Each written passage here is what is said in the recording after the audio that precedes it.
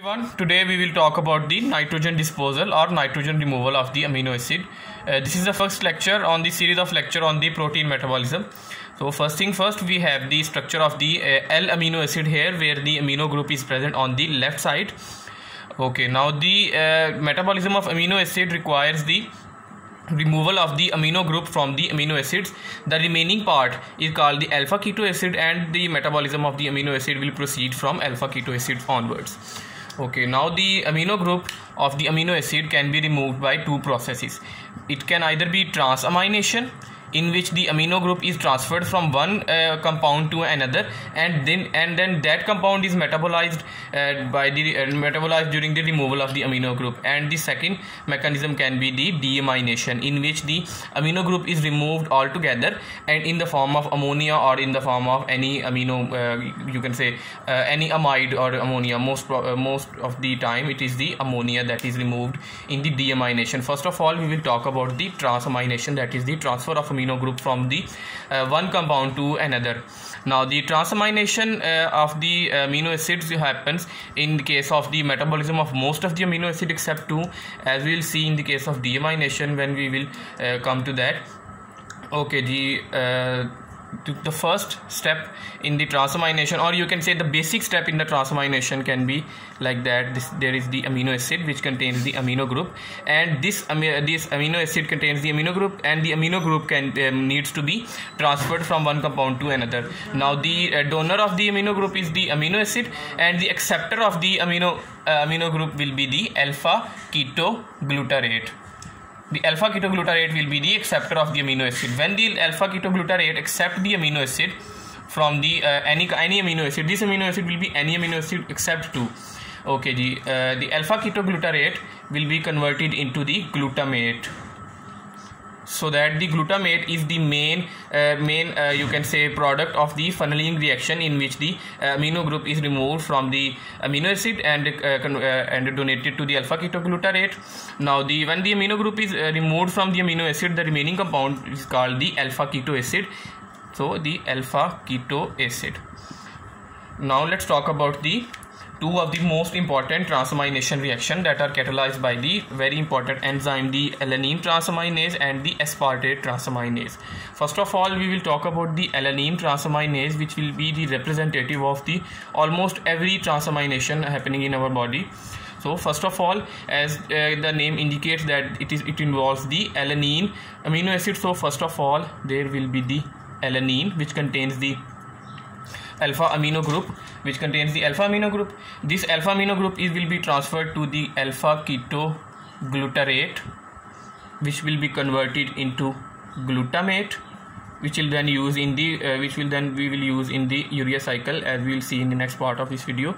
The alanine, after the removal of the amino group, gets converted into the pyruvate. This pyruvate then enters the tricarboxylic acid cycle for the metabolism and for the energy production.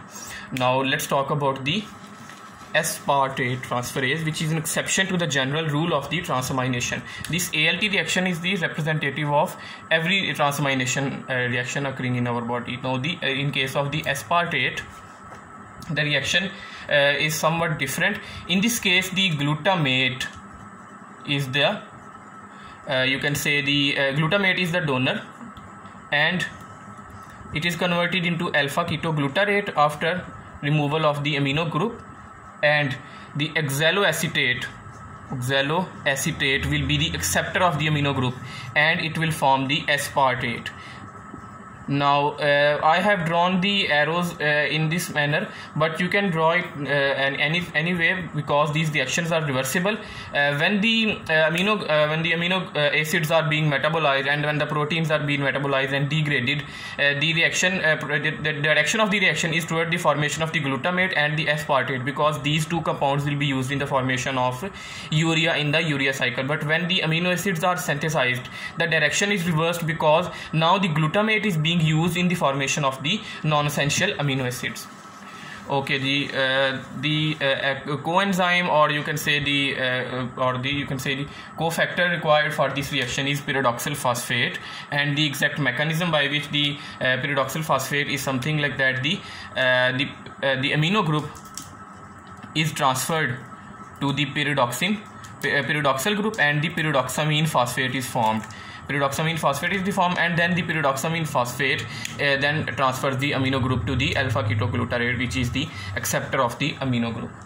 Now first of all, the ASTs and ALTs are measured very much commonly in almost every kind of medical test or laboratory test, including the LFTs, the liver function test. Now what will be the diagnostic value? In the diagnostic value of the enzyme, the ALTs are more specific for liver diseases, which means that if the ALT is elevated, it is an indication of liver damage, specific for liver diseases, which can include liver cirrhosis, liver hepatitis, any kind of liver toxin. A very common liver toxin is the enzyme mushroom, the Amanita mushroom, as there is written on your book.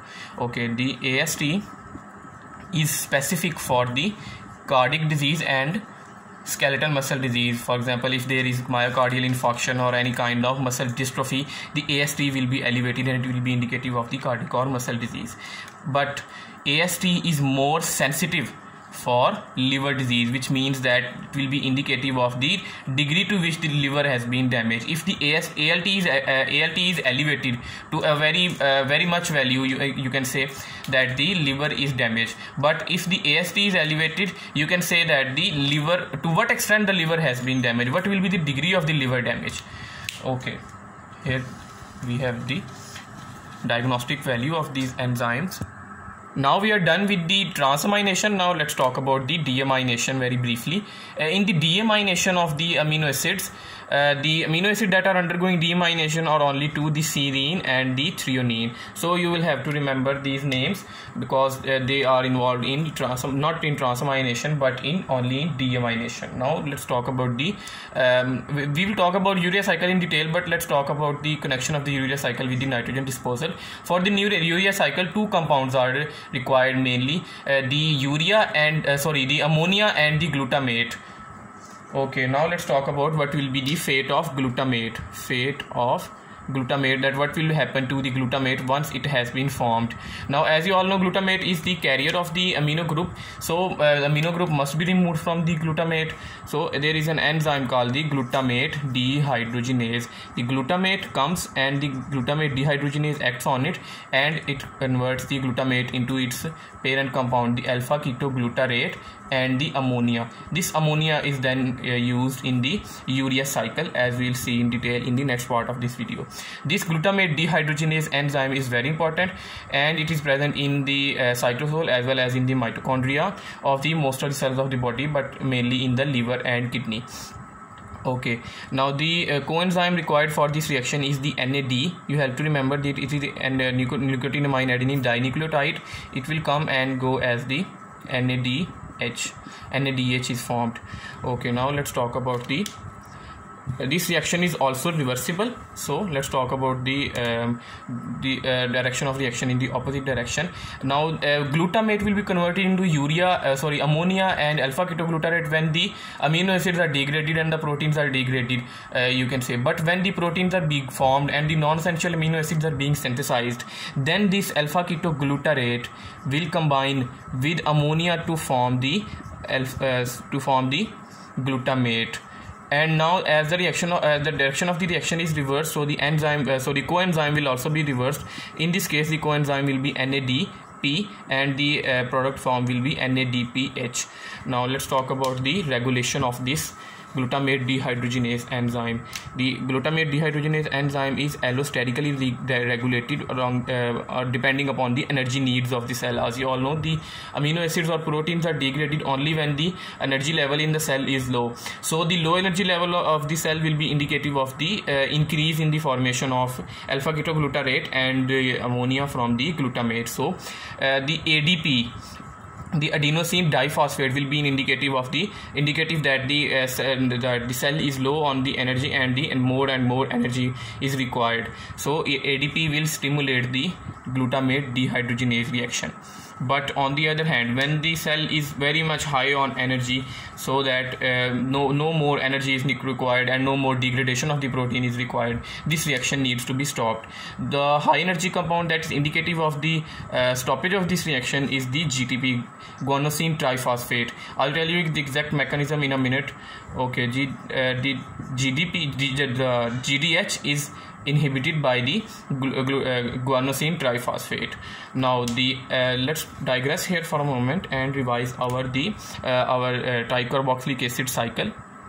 In the tricarboxylic acid cycle, alpha ketoglutarate is converted into succinyl CoA, succinyl coenzyme A, and this succinyl coenzyme A is converted into succinate. During the formation of the succinate from the succinyl coenzyme A, GTP is formed. As you must know that the GTP is formed during the formation of the succinate. Okay, now this GTP is the indicative that the now more and more GTP is the indicative that the more and more alpha ketoglutarate is present. When the GTP starts accumulating, it goes to the GDH and says to him that stop making alpha ketoglutarate. There is already a great amount of alpha ketoglutarate present in the cell. So in this way the GTP will stop the oxidative deamination of glutamate by the glutamate dehydrogenase enzyme. Now let's talk about the here up till now we have been talking about the L-amino acid. L-amino acid, as I told you in the very start of this video, that in the L-amino acids the amino group is present on the left side, but in case of the D-amino acids, the dextro amino acids, you can say, the D-amino acids have their amino group on the right side. So in case of the D-amino acid, the metabolism of D-amino acids involve the enzyme called the D-amino acid oxidases. Now the D-amino acid oxidases has an exception that it occurs in the peroxisomes, and it also results in the formation of the hydrogen peroxide in the peroxisome. The degradation of the hydrogen peroxide occurs in the peroxisome, as we will see in another video of this biochemistry lecture. Okay, now the clinical application of this DAO enzyme. As you all know, the glutamate is also a neurotransmitter in the central nervous system. It acts on a specific type of receptor which is called the N-methyl D-aspartate receptor, the NDMA receptor. This receptor and its function is very much required for memory formation. The neuron plasticity, you can say, a medical term. The memory formation is very much dependent on the NDMA receptors. Now three amino acids mainly act on the NDMA receptor. First of all, we have the glutamate, then we have the glycine, and then we have the serine. D-serine acts on the NDMA receptor.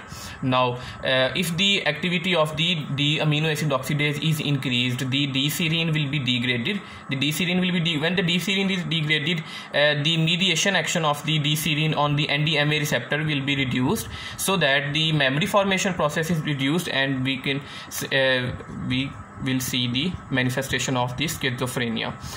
This DAO, the D-amino acid oxidase, also metabolizes glycine into glyoxylate, and in this way the mediation of the glyoxylate and the D-serine on the NDMA receptor is lost, and there will be manifestation of the schizophrenia.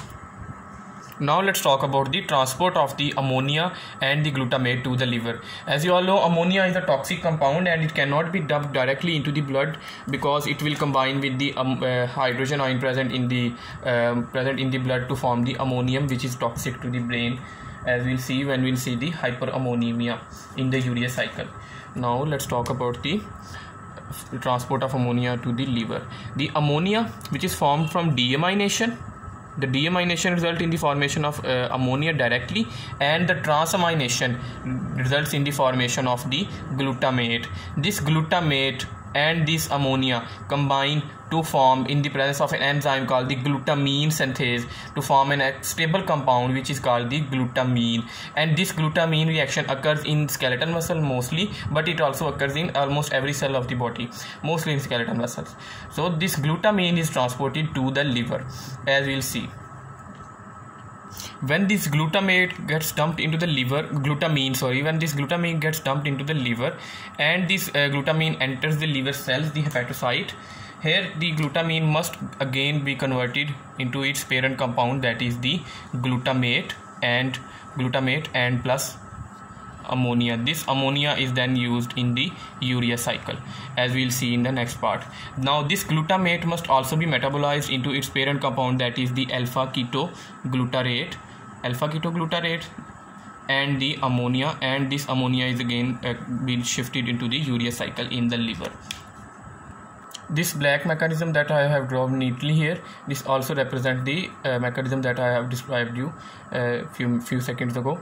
Okay, now let's talk about the second mechanism by which the ammonia or the amino group is being transferred to the liver. The second mechanism is called the glucose-alanine cycle, and it is also a separate question, glucose-alanine cycle. Now the glucose-alanine cycle will be drawn in red here.